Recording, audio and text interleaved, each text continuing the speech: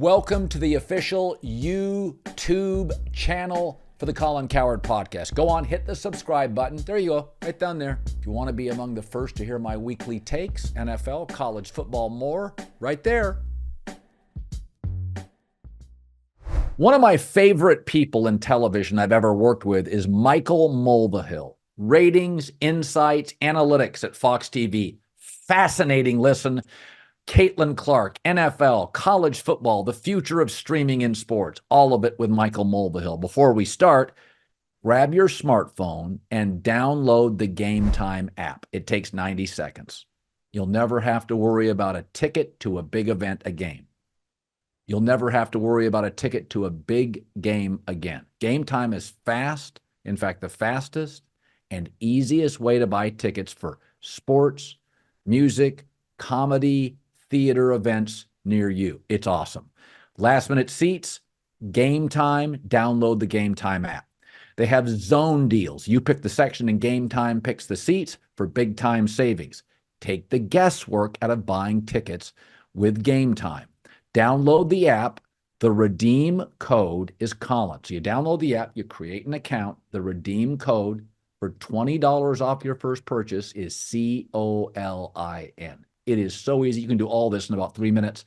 Terms apply. Create an account. Redeem code Colin. $20 off your first purchase. Download Game Time today. Last minute tickets. Lowest prices guaranteed. Well, I always try to stay away from too many conversations with the suits on the fifth floor. You just get in trouble when you're on the air and you get in the company of power men.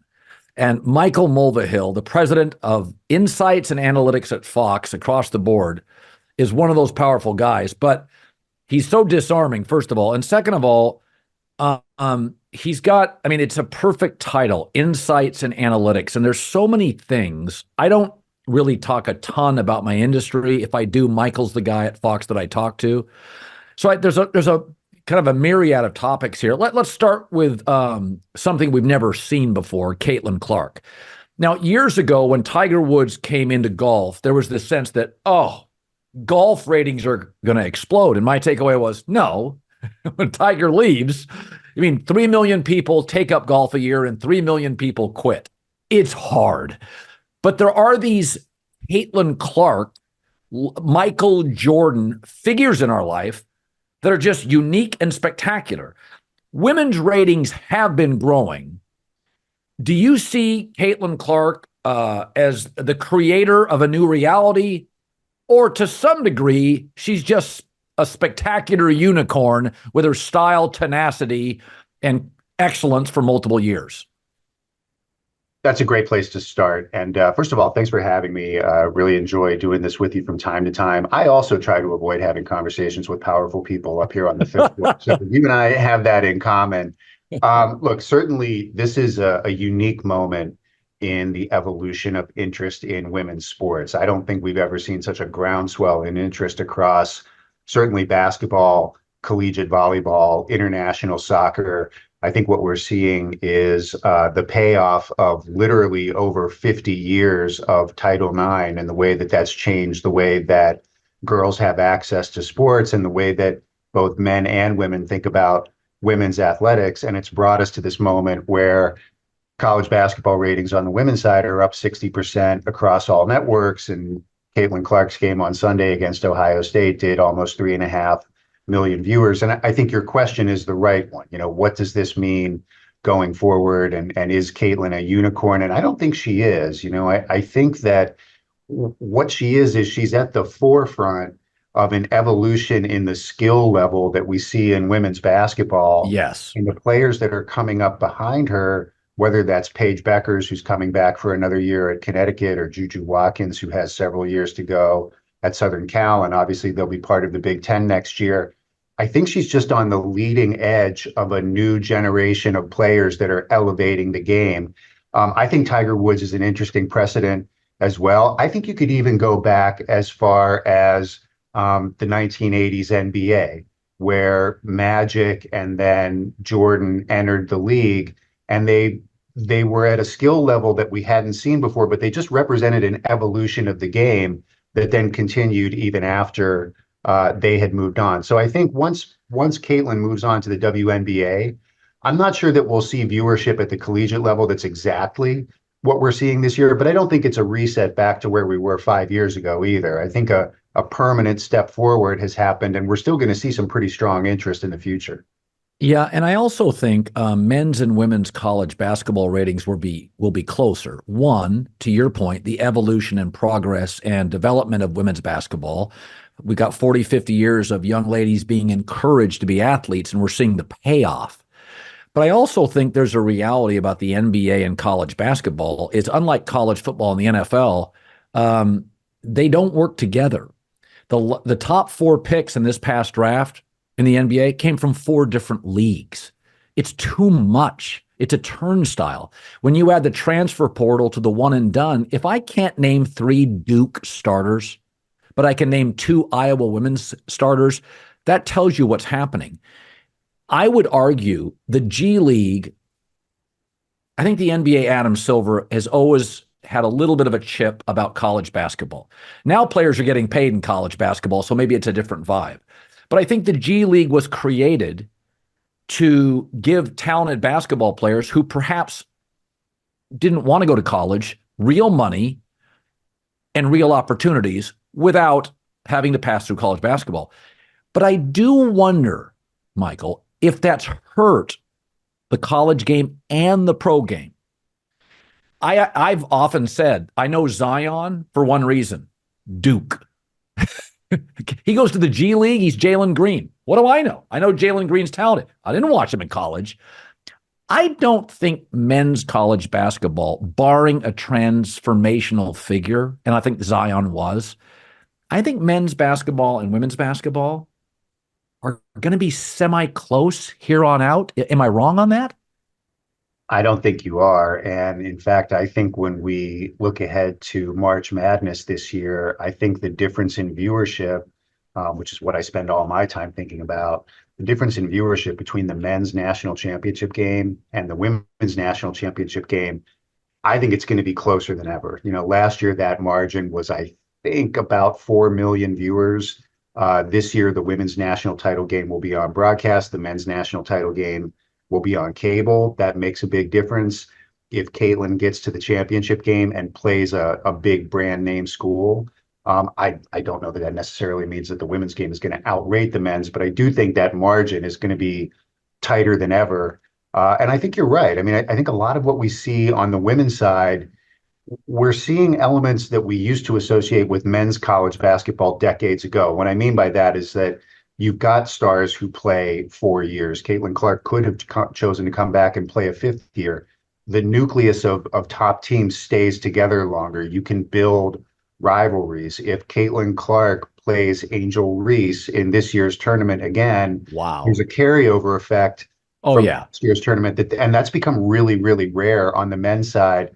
And I do think that's a little bit, and look, we're obviously very invested in men's college basketball too, so we only want it to do well. But I do think that there are some well-established handicaps on the men's side that we don't necessarily see on the women's side, and it helps contribute to that closing of the gap. Yeah, I remember about 15 years ago, I used to get Street and Smith for men's college basketball. And I could guess the starting five All-American team. And I remember a few years ago, I got some magazine, maybe 7, 8 years ago, and the first team All-American team had two high schoolers. I'm like, all right, Seacrest out. This is way over.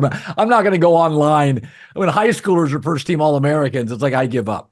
I want to pivot here to baseball and Shohei Ohtani. So a friend of mine went to a Padres spring training game last week. Now, that's a pretty star-filled roster. He said he drove into the parking lot. 4 minutes later, he's in his seat. He went to a Dodger game the next day. He said, Colin, it took me 45 minutes from the time I pulled into the parking lot to get to my seat. It would have been a 20 to 25-minute wait in beer lines. So I have suggested that Shohei Ohtani, I mean, he's almost Ichiro with power. Ichiro was more of a singles doubles guy, had some home run stick, was a remarkable player, a fascinating player. But now you're talking the Dodgers, the LA market. This guy is, 6'5", Hollywood looks, and he's a power hitter. There's a Paul Bunyan quality. We love our Mark McGuires and our Aaron Judge, Reggie Jackson. Generationally, Johnny Bench. We love those guys. Mm. I have suggested they're going to average 50,000 people a year. Now, they already lead Major League Baseball in attendance. It's a beautiful stadium, hard to get in and out of, but nonetheless, it's a big brand in LA. What do you think he does for baseball? Dodgers already popular, but it does matter, Michael, as you know, outside of the NFL, and perhaps even in the NFL, market size can matter, stars matter. How do you view Ohtani? Does he elevate the sport or just the Dodgers? How do you view it? So there are a couple ways of coming at that. I think it's a really fascinating question. I think one of the realities of baseball, and we can contrast this maybe to the NBA, is that in the NBA, stars create brands, and in baseball, brands create stars, right? LeBron James can come into the NBA and make the Cleveland Cavaliers a brand, and they were one of the top brands in the league for a long time. For whatever combination of reasons, it tends not to work that way in baseball. And Shohei Ohtani was never really able to elevate the brand of the Angels, even playing alongside Mike Trout, who's got an argument as Great the point. greatest everyday Great player point. ever, right? So now moving to the Dodgers, you're moving into that environment where the brand helps make the stars, right? Like in baseball, the brands that matter are obviously the Yankees, clearly the Dodgers, the Cubs when they're good, the Cardinals when they're good. There aren't that many. Maybe Atlanta's in that category. Yeah, But I Braves. think by moving to a brand that matters, the brand will elevate him a little bit. Which is obviously great for Shohei Ohtani. I think it's great for the Dodgers. I think their home games this year will take on a little bit of the feel of what Laker games feel like when the Lakers are good, where it's got that celebrity wattage and just the feel that comes with a big event in LA. And that's going to be amazing. All that said, the reality is that the baseball postseason, more than any other sport, has a high degree of randomness. And the Yeah. Dodgers might have one of the best everyday lineups that we've seen in years. They could go out and win 115 games. And still, when we get to October, we're going to be holding our breath to see if they can win 3 out of 5 and get to the next round, Yeah. and then win 4 out of 7 and get to the World Series. You just don't have that confidence that even when you have a super team, that they're necessarily going to advance. And that's just sort of a byproduct of the construction of the baseball postseason. So I think it's a big deal. I think it's great for this city.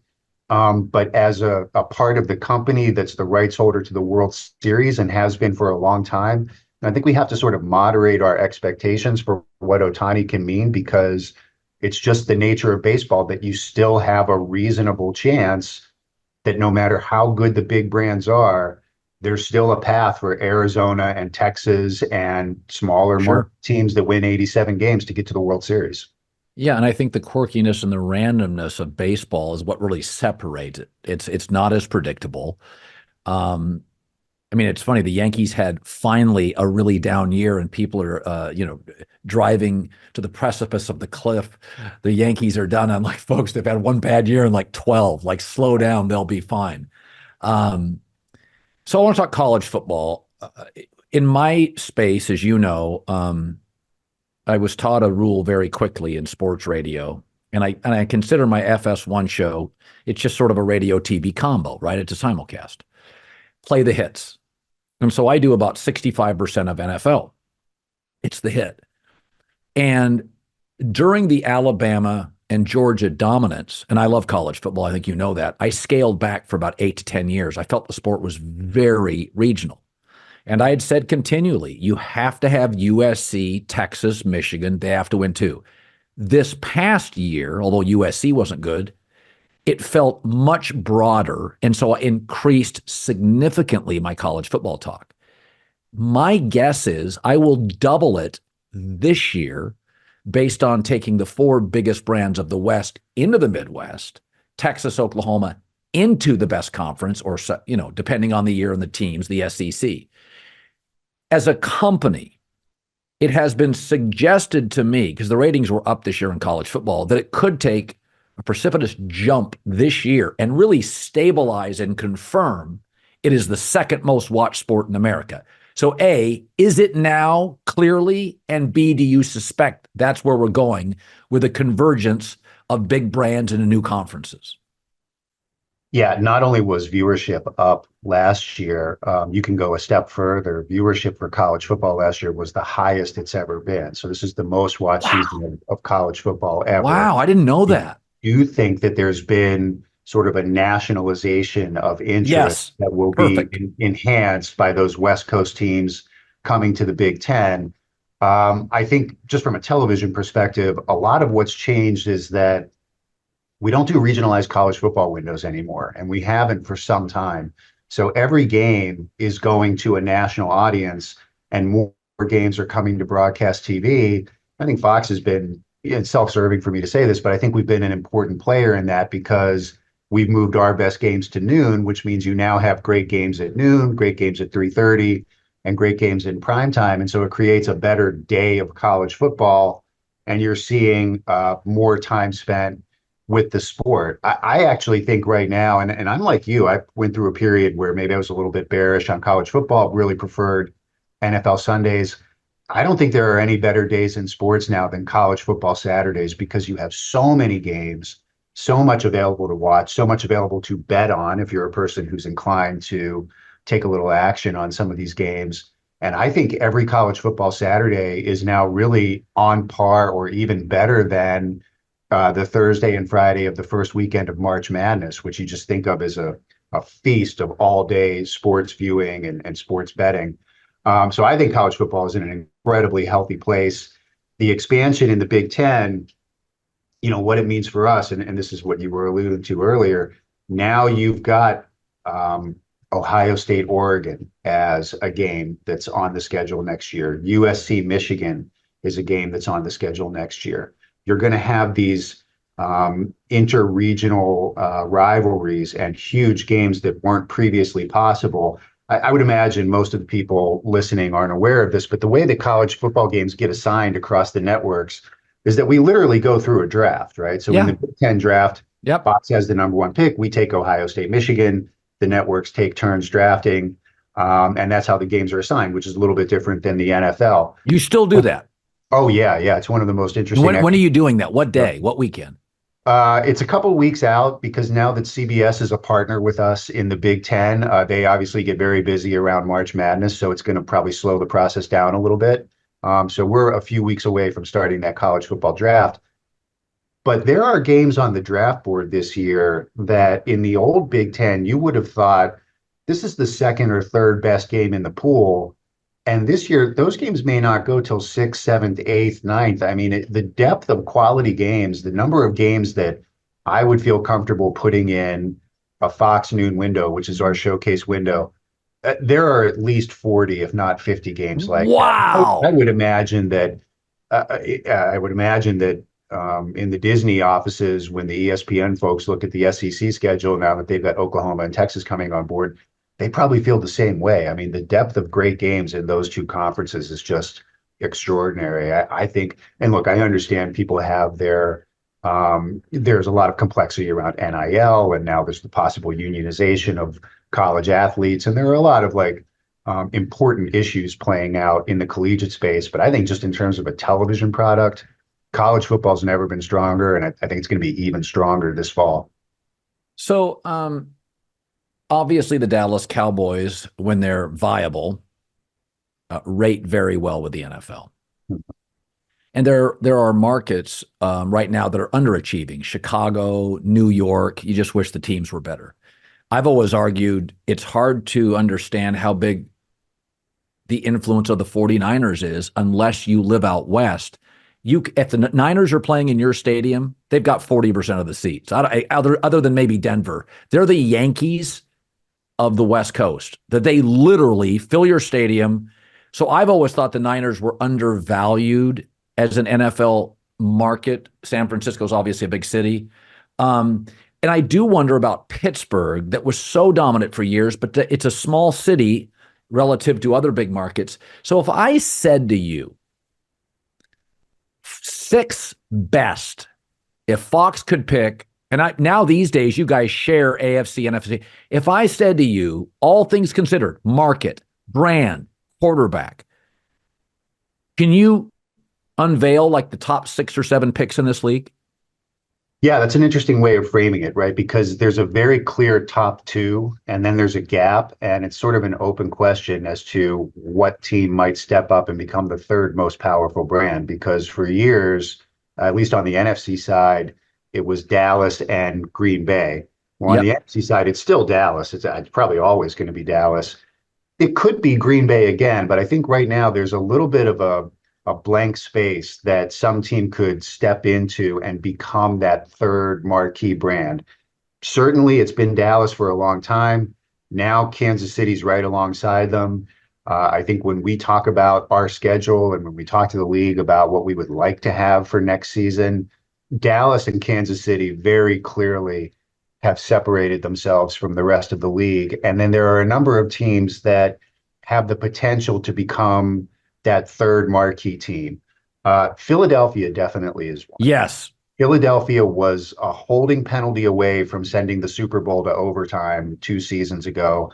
They obviously struggled second half of this season, but that's a big brand. They've got exciting star players. The market of Philadelphia, it's, not only is it one of the biggest cities in the country, but it rates extremely well. Philadelphia contributes more viewers to our national viewership than any other city. So if Wow. Philly can bounce back from that tough second half that they had last year, they're definitely eligible to become that third big brand. I think you're right about San Francisco. San Francisco's another team that was very close to winning a championship. Deep and talented on both sides of the ball, fun to watch. They play that kind of positionless offense that I think is very watchable and just fun. So San Francisco's another one. Still a lot of built-in following for the Packers. They looked a lot better in December than they did in September, which is what Yep. they tend to be. So they have the potential to step up. I think Buffalo is a Yeah. giant. I think what's interesting with Buffalo is that not only is it the quality of the team and the quality of Josh Allen, but there's just a culture around that team and the idea of the Bills Mafia and Buffalo being a super passionate football city that has been at the doorstep of a championship a couple times and just never quite got there. They've got a little bit of that Chicago Cubs. Cubs of the NFL feeling, Yep. right? Where if they Yep. get to the big game, that becomes an enormous national story. And you could probably put Detroit in that category too. I It was was a thinking, Mike, real, yeah. they travel well. Boy, the Lions travel like crazy this year. Yeah, well, I think Detroit, and look, I grew up in Pittsburgh, right? So I'm very familiar with that team and that city. Detroit and Pittsburgh are sort of in similar circumstances where they're both industrial Midwestern cities where economic realities forced a lot of people to move away, right? So you've got a lot of former Pittsburghers and a lot of former Michiganders around the country. And so when the Steelers go on the road, there's always a lot of Steeler fans there because people have relocated. A lot of people from Detroit have relocated. I think those teams from the industrial Midwest, we think of them as traveling well because a lot of people used to live there and now they've gone to the Sun Belt and they go to the road games. Get in on the action with the DraftKings Sportsbook, an official sports betting partner of the NBA. New customers who deposit $5 or more can get a no sweat bet up to $1,000 back in bonus bets. How cool of a deal is that? All you have to do is download the DraftKings Sportsbook app now. It takes 90 seconds and use the code Colin. Colin. This is the best deal you're going to find. New customers, it's a no sweat bet up to $1,000 if your first bet loses. How cool is that? Only at DraftKings Sportsbook. Code is Colin. The crown is yours. TV rights as a whole, I can remember reading articles, Sports Illustrated cover articles, when's it going to end? You can't pay this much for TV rights. Well, now you've got Amazon, Apple on the doorstep of, either buying networks or buying rights. So the numbers, you need content. Obviously, the cliche content's king. It just is. Fill the bandwidth. That's what they do. It's interesting. I work in cable. Explain this to me. So cable obviously has been eroding for several years, for about a decade. Talked about for about 6, 7 years, but about 10 years ago, people within the industry didn't talk about it publicly. They tried to keep it secret, but it started happening. But yet the ability by Fox to team with YouTube, create streaming eventually here, is stemming some of the losses. My show, for instance, we were up 25 or something percent this year, and cable is eroding. And I'm going to throw something at you. It's theoretical, and Michael, just literally take a piñata to it if it's crazy. But I've made this argument that if TikTok, because of government regulations, was regulated to a level that only two things could be on it: culinary stuff and pet stuff, and it lost 70% of its audience, but culinary and pet videos were all that was allowed, or all that flourished, that it would be an incredibly dynamic platform for those two, right, industries. Well, television now, cable TV is sports and politics. Linear TV, sports and politics. So people say cable's dying, and I'm like, no. Yes, it is. But it's overwhelming. We don't share it with anybody. We share it with Trump and Biden for 5 months. Otherwise, television's now dominated by the industry I grew up in. So as the platform may be dissolving or shrinking or regressing, it's now wholly owned by two factors, of which it should be noted, Fox, between politics and sports, is well suited to flourish. So when you look at the cable erosion, they've been talking about newspaper erosion forever. New York Times is more powerful than ever, in my opinion. I mean, they bought The Athletic, which for $400 or $500 million. I don't know how to position it, or if you can talk about it too much, but what do you make of the cable erosion? But some of those losses appear to me are stemmed by sports gambling, the increased dominance of sports, by YouTube and relationships. Talk me through how you view that. Yeah, that's an incredibly rich topic, right? And that is what everybody in our business spends a lot of our time thinking about, is how is that cable business changing? What does it mean to our revenue streams? What's it going to mean to sports rights going forward? I think if you want to understand our business, a good place to start is to simply understand that for the entire time that you and I have been doing what we do, sports content has in some way been subsidized by non-sports fans who pay for cable TV. Right. And so for the last 40 years, while media has changed incalculably, what we've always seen in sports is a rising number of pay TV subscribers, more people paying for content. And so the pool of money that's available to us in sports has just grown and grown and grown. Nobody our age or younger has ever really known what it means to be in a contracting sports economy. Well, now, because of that, what you're describing, where people are getting out of the cable bundle, entertainment viewers are figuring out that they can get the content they want from streaming platforms. And so fewer and fewer non-sports fans are paying for sports content. That era of subsidization is either coming to an end or it's already over. And that pool that we have to pay for sports rights is going to contract, and it forces all of us to be a little bit more disciplined in our deal making and in the way that we consider rights opportunities. But what's also interesting there is that as that number of people that are subscribing to cable TV shrinks, and it goes from nearly 100 million to now closer to 70 million, I believe that most of the people that are getting out of the sports, or that are getting out of the pay TV bundle, they're not really big sports fans. They're people who were subscribing to cable for entertainment content. Now they're getting their entertainment content from Netflix and from Prime Video, Disney Plus. And what that means is that your number of cable subscribers is going down. The revenue associated with those subscribers is going down. And yet, because those people that are leaving the bundle aren't sports fans, the people that are left behind are spending more of their time on sports and on 24-hour news. And so here we are for this year to date, FS1 viewership is up 7%, right? May not sound like a lot, but when you're in an environment of declining subscribers, to have any growth is pretty noteworthy. Your show is growing. Nick Wright's show is growing. We see shows on ESPN that are still growing. If you talk about live events, NFL, college football, we talked about women's basketball earlier. NASCAR has been up the last couple of weeks. There's a lot out there that's growing. And so, sort of the paradox of it is that the viewership for sports in many, many cases is going up. And yet, because that subscriber base is eroding, the revenue associated with sports TV is going down. And so there's a little bit of a decoupling between popularity and revenue generation. And I think it's very confusing to people because you're constantly reading about record ratings for the Super Bowl, record ratings for college football.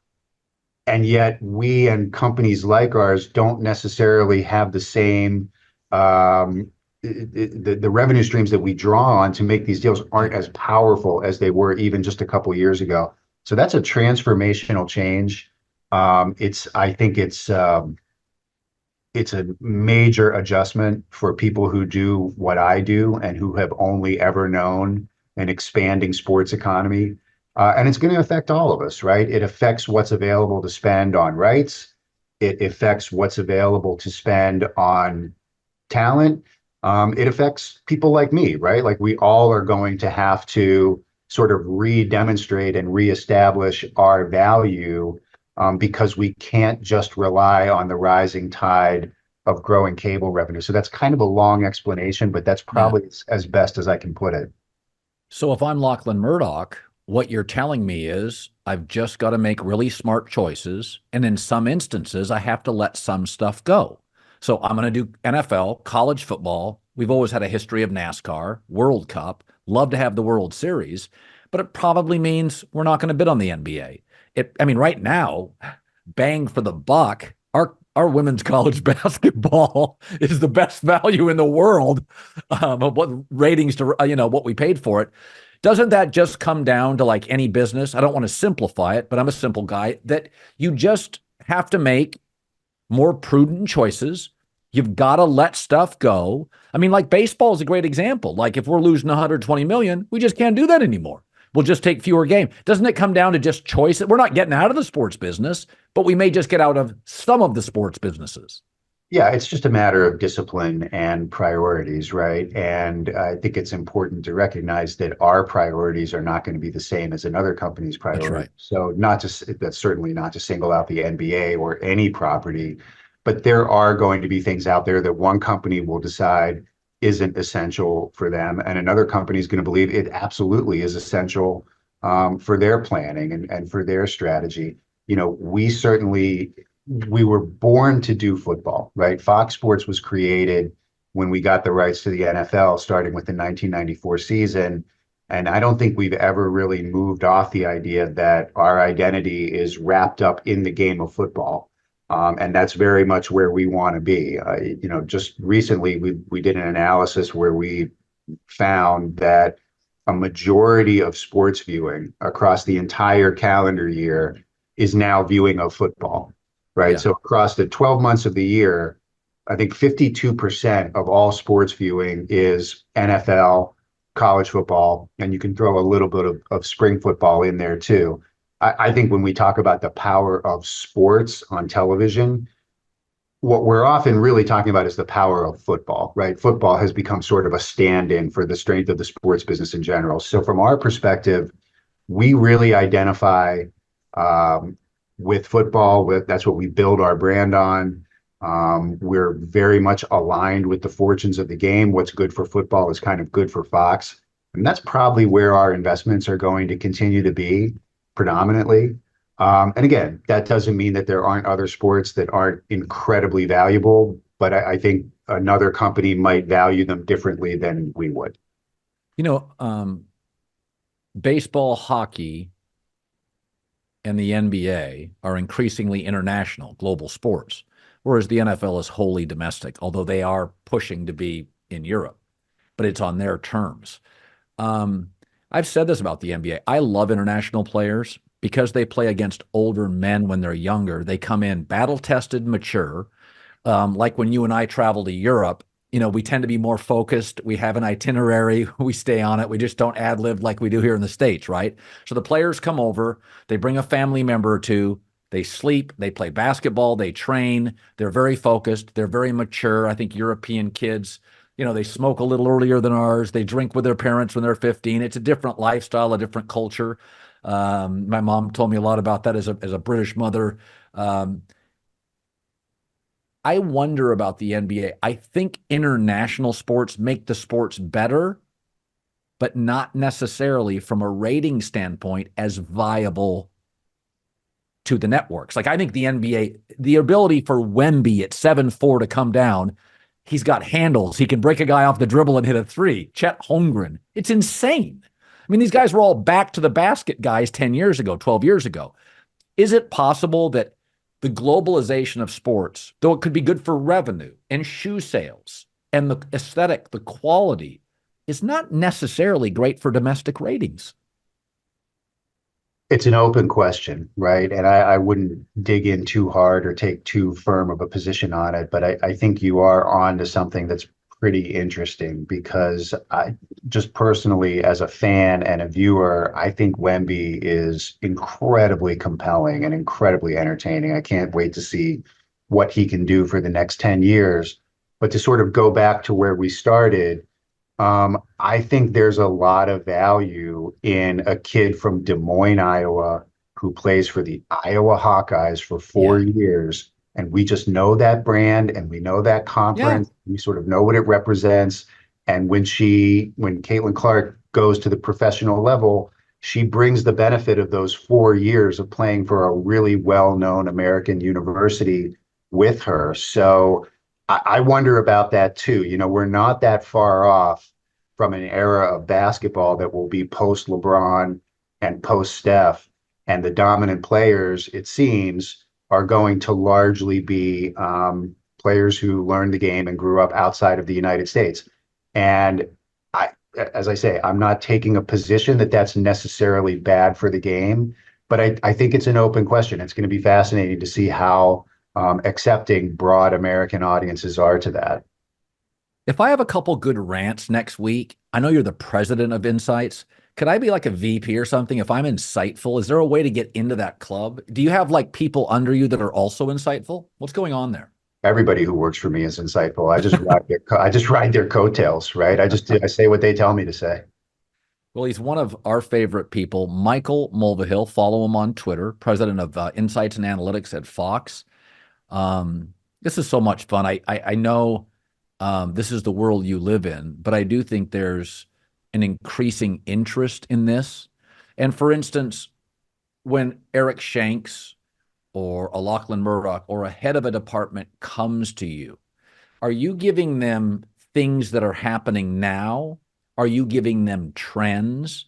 Are you looking around corners 2 and 3 years out? Like, what is your timetable if Shanks comes to you and says, hey, listen, we're negotiating this college football because so much of our business is fluid. How far do you look in advance?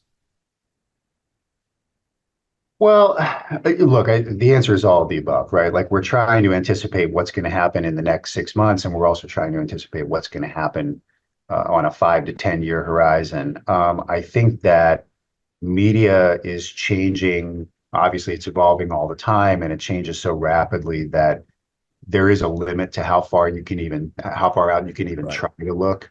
I think the extent of our attempted vision right now is probably the term of the NFL contract, right? Like this is the first year of what could be as much as an 11-year deal. And Right. I don't know that it's really beneficial for us to try to anticipate what's going to happen beyond that. But we are trying to think about what might happen on a 3 year horizon, a 5 year horizon, especially as a lot of viewing is moving to streaming platforms and maybe more sports rights will be going to streaming platforms.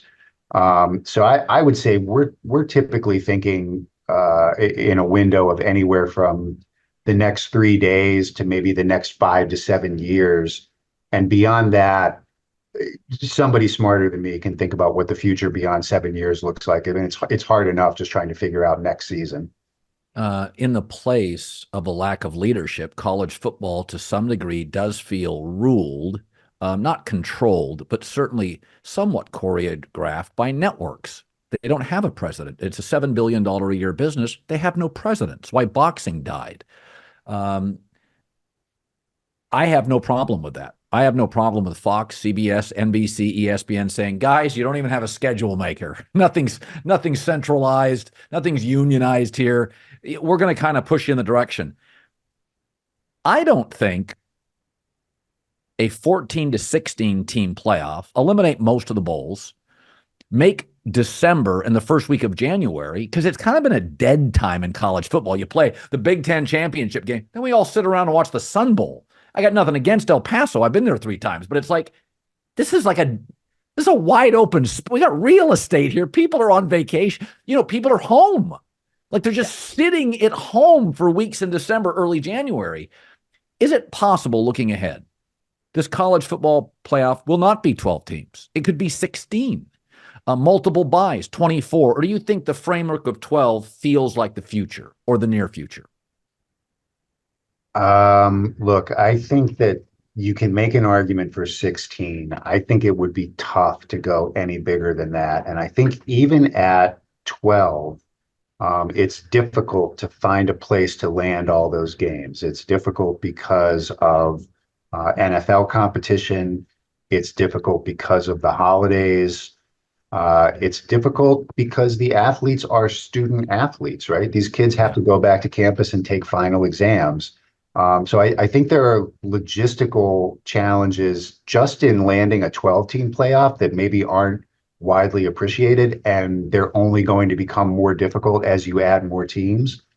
But just in terms of, viewership potential, public interest, competitive intrigue, for lack of a better word, like the idea of going to a 16-team playoff, I think there's certainly enough interest to support it. Sure.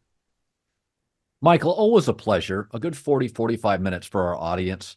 I'm headed out of town, Chicago, for the weekend, which is my favorite American city. Now, people can see behind you, Beverly Hills, the trees, all that stuff. Big Ten offices there. You like Chicago? I love it. Love Chicago, and we love the Big Ten. We love our partners there. I love it so much. Well, I'll raise a pint at Butch McGuire's for you this weekend. Yeah, we appreciate it. Make it an old style. We love that Chicago style. I will. Great talking to you again. Great seeing you. Always enjoy it. And thanks for having me on. Let's do it again soon.